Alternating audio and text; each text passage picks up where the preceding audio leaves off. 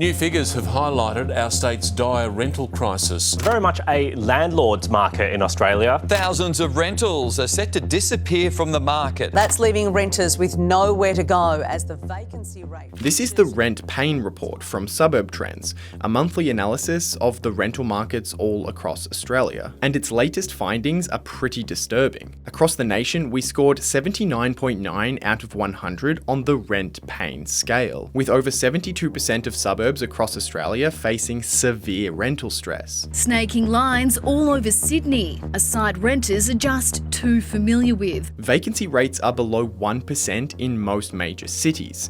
It's so bad you have lines of people at open houses, and sometimes hundreds of people applying for a single apartment. 100 other people applied for my apartment and did the interviews. It's driving up the cost of rent at an unprecedented rate, forcing households to spend an increasing amount of their income on housing.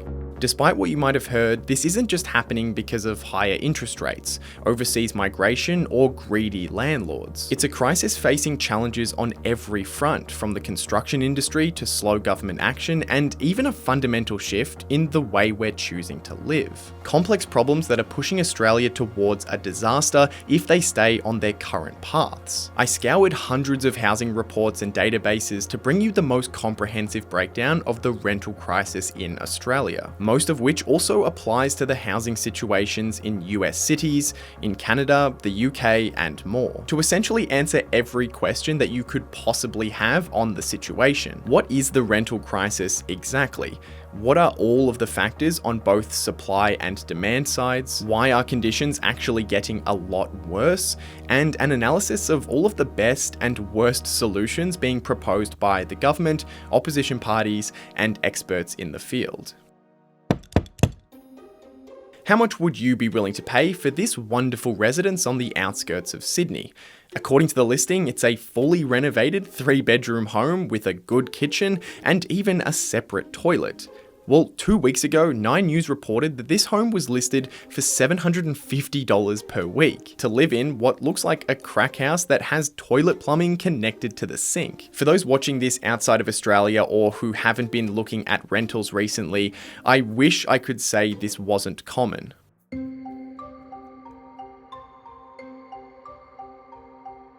According to SQM research, average asking rents for a 3-bedroom home in Sydney is an eye-watering $988 per week, and nationally, the combined average rent reached $622. But it's also the speed at which rents have been getting hiked that's been crippling Australians. Since the start of the pandemic, average national rents have increased a total of 51.2%. For perspective, in the 10 years prior, rents rose just 22.7%. So in the last 4 years, rents have risen as much as they normally do over 20 years. Most recently, it's been Western Australia who's experienced the worst of it. Their rents rose 15.66% in just the last 12 months. And it's bad everywhere except Tasmania and in Australia's capital. Rent in Australia is rising so fast because of this. There are so many people trying to rent a very limited supply of homes. We can measure it with what's called the vacancy rate, how many rental homes are available divided by the total number of rental homes. According to Domain, a 2 to 3% vacancy rate is what's considered a balanced market. If it's above 3.5%, it's a market that's great for tenants who have lots of places to choose from.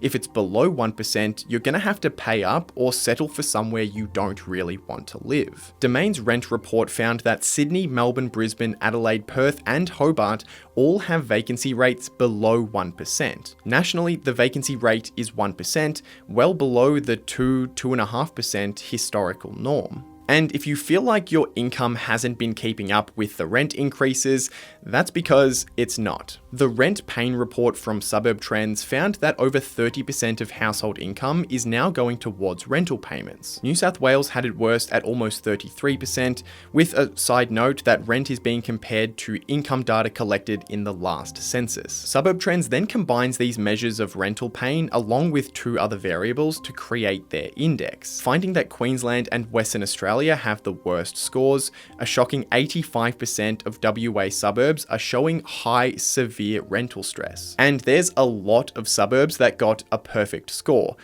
Perfect score in this case meaning a complete disaster. The worst suburb in my state, for example, was Baldwin, which copped a staggering 17% rent increase in the last 12 months, had a vacancy rate of 0.9%, and spends 36% of their income on their payments. Because right now the private construction market is not building enough homes because they put profit first and people last. One reason why rents are so high, as you said, is there's not enough housing supply. So do you think... If you've only learned about the rental crisis from politicians or the 6 o'clock news, then at best you have a vague understanding of some of the causes, and at worst you've just been flat out lied to. The biggest factor on the demand side by a large margin is population, but it's not just that we have about 26.8 million residents and that it's increased by about 660,000 people in just 12 months. It's actually the details behind the population growth that are important to understand, particularly later in the video when we talk about some of the solutions and why they may seem like they will work when they probably won't.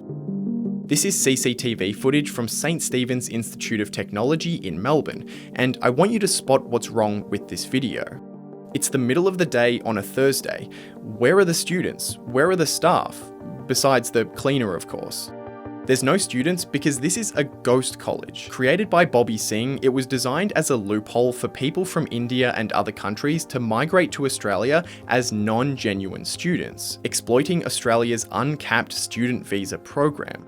The story of Bobby Singh is from a few years back, but the problem remains and forms an important part of the broader migration story. Of the population growth from the last 12 months, 548,000 was from net overseas migration, a 2.5% annual increase, the fastest in years. And students made up a large piece of the pie. In the 2022-2023 program, 577,000 student visas were granted, a 119% increase from the previous year. An increase in the number of people coming to live in Australia increases the demand for rentals. Students in particular not only are mostly renters, but they also generally become higher earners, so if they get permanent residency, they'll have more income to put towards housing. The good news is that there is some evidence that the population factor is improving. According to Domain, student visa applications have started to fall for the first time in 2 years. Population growth has peaked, and the federal government's new migration strategy will cool demand even further. I'll come back to the government's plan and my opinion on it a little bit later in the video. Another demand figure that I hadn't considered was the size of households. Between the 2016 and 2021 census data, the number of 3 and 4 person households fell while the number of 1 person households rose. And while this shift looks minor, it's translated into a need for an additional 160,000 homes. Also, this video isn't about the buyer's market, but home prices to income as a ratio has been increasing significantly. Average annual earnings have increased 5.9 times since 1981, while house prices rose 21.9 times. Buying a home has become out of reach for a large portion of the population, which increases the demand in the rental market. But these are just the reasons why the demand in the rental market has been extremely strong. There's an entire other side of this crisis that is equally responsible: the supply shortage. According to the ABS, in the last quarter of 2023, just 43,000 new homes were completed, way below normal levels. And the number of projects started was even worse, at just 38,000. Building new properties has become significantly more expensive in almost every way. Construction input costs such as electrical equipment and raw materials rose 17.3% in the year to June 2022.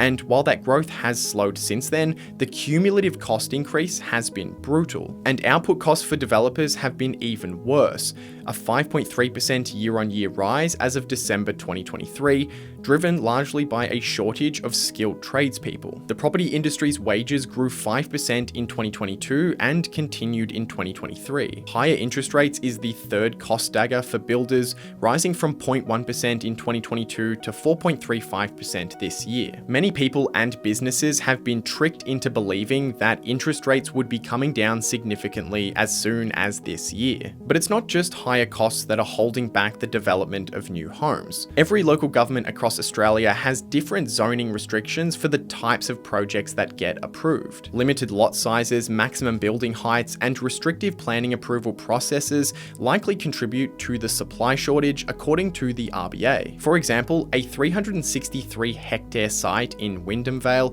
increased in value from 120 million to 400 million following its rezoning from rural to residential. Mainstream economics also supports this view.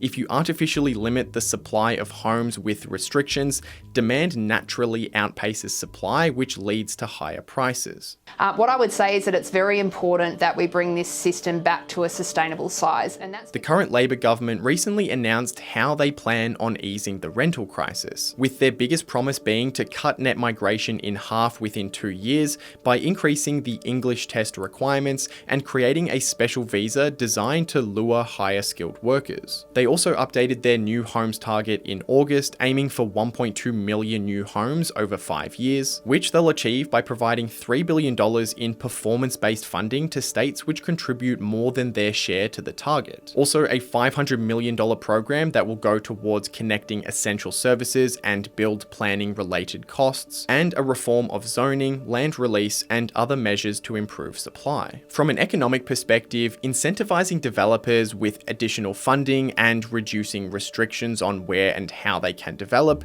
will help alleviate some of the supply bottlenecks. But it's ultimately quite hard to judge how effectively the money will be spent. And reducing net migration actually might make the rental crisis worse. You're potentially limiting the number of skilled tradespeople coming into the country who could help alleviate a major cost pressure for developers. And more broadly, a growing population of highly skilled workers is what drives strong economic growth, high wage growth, and innovation. The long history of Australians retiring with a healthy superannuation balance hinges on multi-decade economic growth. So we should just be a little wary about focusing too much on the next decade and potentially hurting Australians over the long run. The opposition party in Australia has some different strategies. In 2022, they proposed allowing Australians to withdraw up to $50,000 of their superannuation to make their home down payment, with some Liberal members suggesting an even bigger number in 2024. On one hand, this will help more people enter the buyer's market, which likely eases demand in the rental market. But on the other hand, the buyer's market is also a massive problem at the moment. Giving everybody access to more money at the same time